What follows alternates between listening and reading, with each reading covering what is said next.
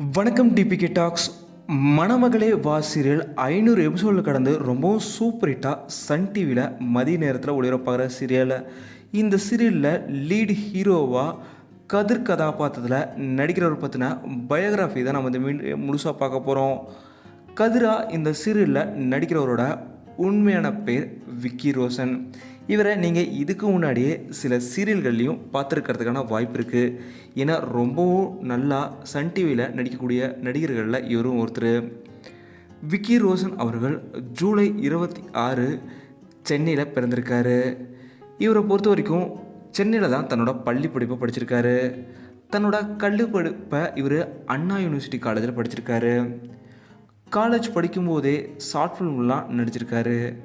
எப்படியாவது நடிக்கணும் அப்படின்றது தான் இவருக்கு ஆசை. இருந்தாலும் ஆரம்ப காலகட்டங்களில் மாடலிங்கில் தான் இவருக்கு வாய்ப்பு கிடைச்சிது. இதே போல் இவர் காலேஜ் படிக்கும்போதுலேருந்தே ஃபிட்னஸ்லேயுமே அதிக ஆர்வம் கொண்டார். அதனால் எப்போவுமே காலேஜ் படிக்கும்போதுலேருந்தே ஜிம் ஒர்க் அவுட்னு அதுலேயே பிஸியாகவும் இருந்திருக்காரு. அப்படி ஃபிட்னஸில் பாடி பில்டிங் காம்படிஷனான NABB ஏசியன் கிளாசிக் கப்பில் ஒன் ஆஃப் த கண்டஸ்டண்ட்டாகவும் கலந்துருக்காரு. அந்தளவுக்கு ஃபிட்னஸ் மேலே அதிக ஆர்வம் கொண்டவர் தான் நம்ம விக்கி ரோஷன் அவர்கள். இதுக்கப்புறம் சில ஆண்டுகள் இவர் ஃபிட்னஸ் ட்ரைனராகவும் இருந்திருக்காரு. அந்த சமயத்தில் இவருக்கு பல விளம்பர படங்களுமே கிடச்சிருக்கு. விக்டோம்ன்ற ஆட் விளம்பரத்துலையுமே இவர் நடிச்சிருக்காரு. இதே போல் போத்தீஸ் உட்பட பல வேஸ்ட் செட் விளம்பரங்கள்லேயுமே இவர் ரொம்பவும் சூப்பராக நடிச்சிருக்காரு. இதே போல் விக்கி ரோஷன் அவர்கள் ஆட் ஷூட் டைரக்டராகவுமே ஒர்க் பண்ணியிருக்காரு. விக்கி ரோஷன் அவர்களை பொறுத்த வரைக்கும் ரியல் லைஃப்பில் ரொம்பவும் சாஃப்டான ஒரு கதாபாத்திரம். எல்லோருக்குமே உதவி செய்யணும், மக்களோட சேர்ந்து வாழணும், அந்த மாதிரி ரொம்பவும் ஜோயலான ஒருத்தர். விக்கி ரோஷன் அவர்கள் பல ஏழை குழந்தைகளுக்கும் அப்பப்போ தன்னோட சோசியல் சர்வீஸ் உதவிகளை பல நேரங்களில் செஞ்சுருக்காரு. விக்கி ரோஷன் அவர்களை பொறுத்த வரைக்கும் ஆட் ஷூட்டில் நடிச்சிட்டு இருந்தாலும் இவருக்கு எப்படியாவது நம்மளும் நடிகராகணும்னு ஆசை வந்திருக்கு.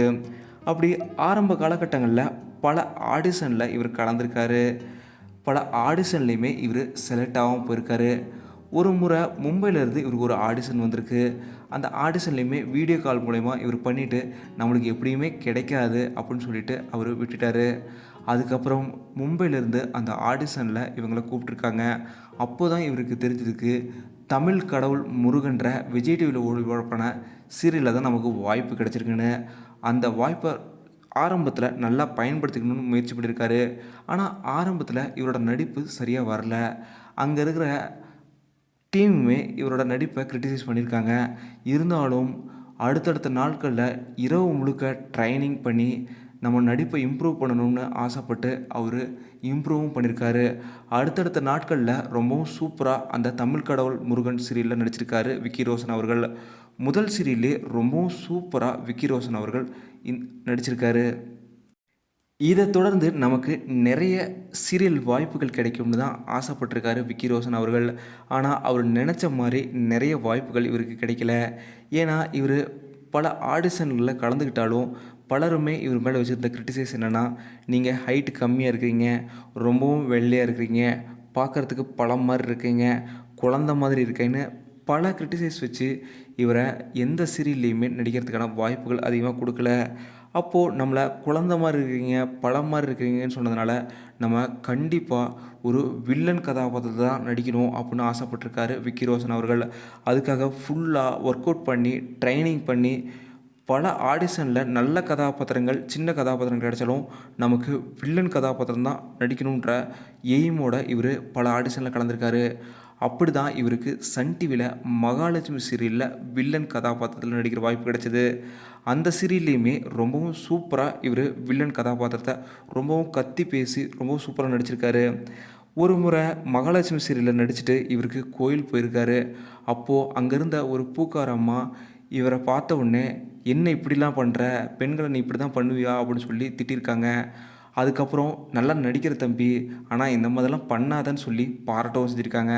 ஒரு செகண்ட் இவருக்கே புரியல, நம்மளை திட்டுறாங்க ஆனால் பாராட்டவும் செய்கிறாங்க. இதுதான் நம்மளுக்கு கிடைச்ச வெற்றியான்னு நினச்சி ரொம்பவும் சந்தோஷப்பட்டிருக்காரு. சரி நம்ம இனிமேட்டு அடுத்தடுத்து வில்லன் கதாபாத்திரங்களை மட்டும் நடிப்போம் அப்படின்னு ஆசைப்பட்டிருக்காரு விக்கி ரோஷன் அவர்கள். அவருக்கு ஏற்ற மாதிரியே அடுத்த சீரியல் சன் டிவியில் சாக்லேட் சீரியல். இந்த சீரியலில் குமரன்ற ஒரு கதாபாத்திரம் இவருக்கு கிடைச்சது. ஆரம்பத்தில் ஒரு நல்ல கதாபாத்திரமாக இவர் போயிட்டு இருந்தாலும் போக போக ஒரு வில்லன் கதாபாத்திரமாக இவரோட கதாபாத்திரம் மாறிச்சு. அதுவும் ரொம்பவும் டார்ச்சர் பண்ணுற ஒரு கதாபாத்திரமாக இவர் நடிக்கும்போது பெண்கள் நிறைய பேர் இவரை திட்டி கமெண்ட் பண்ணியிருக்காங்க. இருந்தாலுமே அடுத்தடுத்து நம்மளோட வெற்றியை நினச்சி அவர் ரொம்பவும் சந்தோஷப்பட்டிருக்காரு. விக்கி ரோஷன் அவர்களை பொறுத்த வரைக்கும் ஸ்டன் பண்ணுறதுனா இவருக்கு ரொம்பவும் பிடிக்கும். எங்கேயா இருந்தாலும் ரிஸ்க் எடுக்கிறதையுமே யோசிக்கவே மாட்டார். அப்படி தான் சாக்லேட் சீரியலில் இவருக்கு ஸ்டன் காட்சிகள் வந்தப்போ அவ்வளோ ப்ரொஃபஷ்னலாக எந்த ஒரு டூப்புமே இல்லாமல் செஞ்சுருக்காரு. இதை பார்த்து இயக்குனர் ரொம்பவும் பாராட்டியிருக்காரு விக்கி ரோஷன் அவர்களை. அதுக்கு என் வாழ்க்கையிலேயே மறக்க முடியாத மூமெண்ட் இதுதான்னு சொல்லியிருக்காரு விக்கி ரோஷன் அவர்கள். ஏன் அந்த இயக்குனர் பாராட்டினதுக்கு இவர் மறக்க முடியாத மூமெண்ட்னு சொல்கிறாருன்னா, அந்த இயக்குனர் வேறு யாரும் இல்லை, சுரேஷ் கிருஷ்ணா அவர்கள் தான். சாக்லேட் சீரியலை டைரக்ட் பண்ணது சுரேஷ் கிருஷ்ணா அவர்கள் தான். சுரேஷ் கிருஷ்ணா அவர்கள் ஆல்ரெடி பாட்சா, அண்ணாமலை போன்ற திரைப்படங்களை டைரக்ட் பண்ணவர். அவர் நம்மளோட திறமையை பாராட்டுறாருன்னு நினச்சி எப்போவுமே எனக்கு அவர் பாராட்டும் போதெல்லாம் ரஜினியை பாராட்டினவர் நம்மளையும் பாராட்டுறாரு அப்படின்ற எண்ணம் எனக்கு இருக்கும் அப்படின்னு சொல்லியிருக்காரு விக்கி ரோஷன் அவர்கள். சூப்பர் ஸ்டார் அவர்களை ஒருத்தர் பாராட்டியிருக்காரு.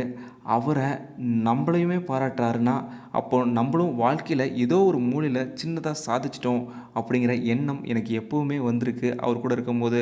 அப்புறம் நான் சீரியல் முடியும் போது அவர் எனக்கு பாட்சா படத்தோட முழு கதையும் ஆனால் ஒரு புக்கையுமே எனக்கு பரிசளித்தார். அந்தளவுக்கு ரொம்பவும் ஒரு ஜோயலான ஒரு கேரக்டராக இருந்தார். அவரை பார்த்து தான் எனக்கு அடுத்தடுத்த சீரியல்களில் நம்ம ஏன் ஹீரோவாக நடிக்கக்கூடாது அப்படின்ற ஒரு ஆசை வந்துச்சு. அப்போது தான் எனக்கு எதேர்ச்சியாக சன் டிவியில் திரும்பவும் பிரியமான தோழி சீரியலில் ஆதி கதாபாத்திரத்தில் லீடு ஹீரோவாக நடிக்கிற வாய்ப்பு கிடைச்சதுன்னு சொல்லியிருக்காரு விக்கி ரோஷன் அவர்கள். பிரியமான தோழி சீரியலுமே ரொம்பவும் சூப்பர் ஹிட்டான சீரியல். இந்த சீரியல் கிட்டத்தட்ட 300 எபிசோடுக்கு மேலே ரொம்பவும் சக்ஸஸ்ஃபுல்லாக ஓடின சீரியல். இந்த சீரியலில் ஆதி கதாபாத்திரத்தில் முதல் முறையாக லீட் ஹீரோவாக இவர் நடித்தாலுமே ரொம்பவும் சூப்பராக இந்த சீரியலில் நடிச்சிருந்தார். இதுக்கப்புறம் நமக்கும் ஹீரோவாக நடிக்கிற வாய்ப்பு கிடைக்குது, அப்போ தொடர்ந்து ஹீரோவாக நடிப்போம்னு நினச்சது தான் இப்போது மணமகளே வா சீரியல் 500 எபிசோடு கடந்து ரொம்பவும் சக்ஸஸ்ஃபுல்லாக விக்கி ரோஷன் அவர்கள் கதிர் கதாபாத்திரத்தில் நடிச்சிருக்காரு. விக்கி ரோஷன் அவர்கள் பொறுத்த வரைக்கும் இதுக்கப்புறம் நினைத்தலை நிற்கும் சீரியலுமே நடிச்சிருக்காரு. இவரை பொறுத்த வரைக்கும் விஆர் கிரியேஷன்ற ஒரு கம்பெனியுமே ஃபவுண்டராக இருக்கார். விக்கி ரோஷன் அவர்கள் ஒரு திரைப்படத்துலையுமே ஹீரோவாக நடிச்சிருக்காரு. இதே போல் சமுத்திரத்தில் ஒருவன்ற ஒரு வெப்சீரிஸ்லேயுமே இவர் நடிச்சிருக்காரு. தொடர்ந்து சீரியல் சினிமாக்களில் ரொம்பவும் பிஸியாக இப்போது நடிச்சிட்ருக்காரு விக்கி ரோஷன் அவர்கள். தொடர்ந்து அவர் சீரியல்லையுமே ஹீரோ நடித்து சினிமாவிலையுமே கலக்கணுன்றது தான் எங்களோட டிபிகே டாக் சார்பாக எங்களோட மனப்பூர்வமான வாழ்த்துக்களையும் தெரிவிச்சுக்கிறோம். உங்களுக்கு விக்கி ரோஷன் அவர்களை மணமகளே வா சீரியலில் கதிர் கதாபாத்திரத்தில் எவ்வளோ பிடிக்குங்கிறத மறக்காமல் கீழே கமெண்ட்டில் சொல்லுங்கள். இந்த வீடியோ உங்களுக்கு பிடிச்சிருந்தால் லைக் பண்ணுங்கள், ஷேர் பண்ணுங்கள். டிபிகே டாக்ஸ் சப்ஸ்கிரைப் பண்ணலாம், சப்ஸ்கிரைப் பண்ணுங்கள். மறக்காமல் பக்கத்தில் இருக்க பெல் ஐக்கானுமே கிளிக் பண்ணிடுங்க.